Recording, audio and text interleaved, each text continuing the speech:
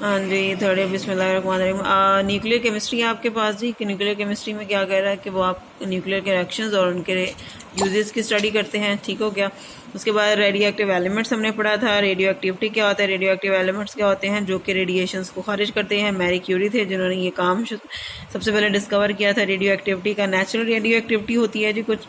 Natural में हम क्या करते हैं कि वो कहता है कि कुछ नेचुरली ऐसे एलिमेंट होते हैं, यूरेनियम, प्लोनियम, यूरेडियम वगैरह, जो कि आपके पास अल्फा बीटा गामा रेज वगैरह खारिज करते रहते हैं बैठे बैठे, ठीक है, बैठे बैठे इन सेंस के पड़े पड़े, ठीक है। स्पॉन्टेनियस रिएक्शन हो जाता है हमारे पास, नेचुरल रेडियो एक्टिविटी कहलाता है जी, ठीक है। और इसको जो ऐसे न्यूक्लियाइड जो कि ये काम कर रहे होते हैं उसको रेडियो न्यूक्लियाइड्स कहते हैं। न्यूक्लियर इक्वेशन हमने पढ़ी हुई थी जी, जिसमें हमारे पास मेंशन होता था कि किस तरह आपके पास एक एलिमेंट एटम जो है वो आपके पास चेंज होता है दूसरे एलिमेंट में, ठीक है, by removal of certain particles. यहाँ पे अल्फा पार्टिकल रिलीज हो रहा है हीलियम यूरेनियम से, और आपके पास थोरियम बन रहा है, ठीक है। अब आपके पास जो है वो कहता है कि जो यहाँ पे आपके पास ये ओवरऑल आपका रेडियो एक्टिव डिके हो गया, ठीक हो गया, प्रोसेस जो चल रहा है वो।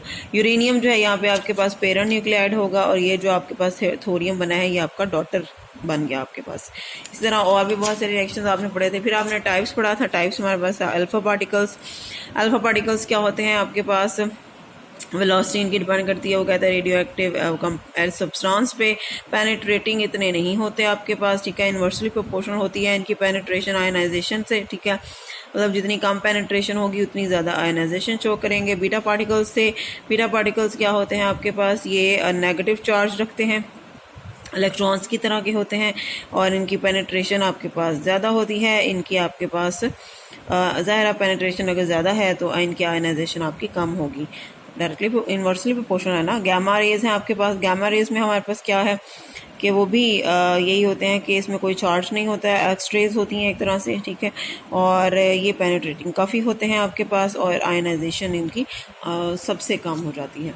इसी तरह हमने डिस्प्लेसमेंट लॉ पढ़ा था। डिस्प्लेसमेंट लॉ में क्या करते हैं कि हमारे पास जैसे ही अल्फा एमिशन हो रही है, बीटा एमिशन हो रही है, ठीक है, गामा एमिशन हो रही है, तो हमारे पास क्या होता है, उसने दिया था हमारे पास लॉ। उन्होंने कहा था कि आपके पास जो कंपाउंड है, सॉरी एलिमेंट जो है, जैसे ये आपके पास RA है, RN में चेंज हो रहा है, अल्फा पार्टिकल रिलीज हुआ। अब इसके क्या चेंजेस आई हैं आपके पास, इसमें एलिमेंट जो एटॉमिक नंबर है उसका डिक्रीज हो गया बाय 2। तो दैट मीन्स कि आपके पास 2 पोजीशंस आपका लेफ्ट पे मूव कर गया by removal of alpha particle, सही है। इसी तरह आपके पास यहाँ पे आए, जब आप बीटा एमिशन कर रहे हैं आप, उसमें क्या हो रहा है, ये देखें 90 इसका एटॉमिक नंबर है, तो 91 हो गया। 91 का मतलब है 1 पोजीशन राइट पे मूव कर गया है आपका एलिमेंट, ठीक है, तो ये आपके डिस्प्लेसमेंट लॉ हो गया।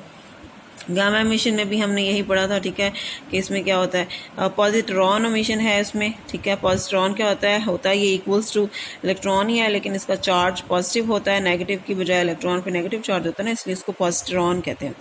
इलेक्ट्रॉन कैप्चर है। कैप्चर का मतलब होता है ये आपके पास ऐड हो रहा है इलेक्ट्रॉन। जब इलेक्ट्रॉन ऐड हो रहा है तो हमारे पास इसमें भी लेफ्ट पे मूव कर जाएगा वो आपके पास, ठीक है। अच्छा, पॉजिट्रॉन आर इनहेलेटेड। इनहेलेटेड मतलब कि जब आपके पास दोनों आपस में मिलने से क्या होगा, आपके पास कोलाइड कर रहे हैं तो आपके पास बहुत पार्टिकल वैनिश हो जाते हैं और आपके पास गामा रेज खारिज हो जाती हैं, नो चार्ज।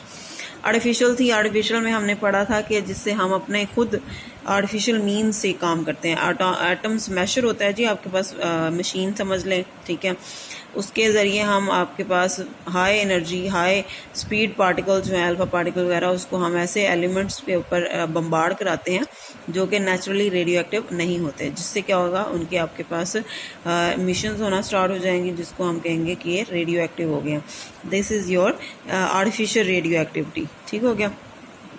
सबसे पहले जो था वो कह रहा था मैरी क्यूरी ने काम स्टार्ट किया था ये, ठीक है, उसके बाद आपके पास बाकी साइंटिस्ट ने भी काम करा।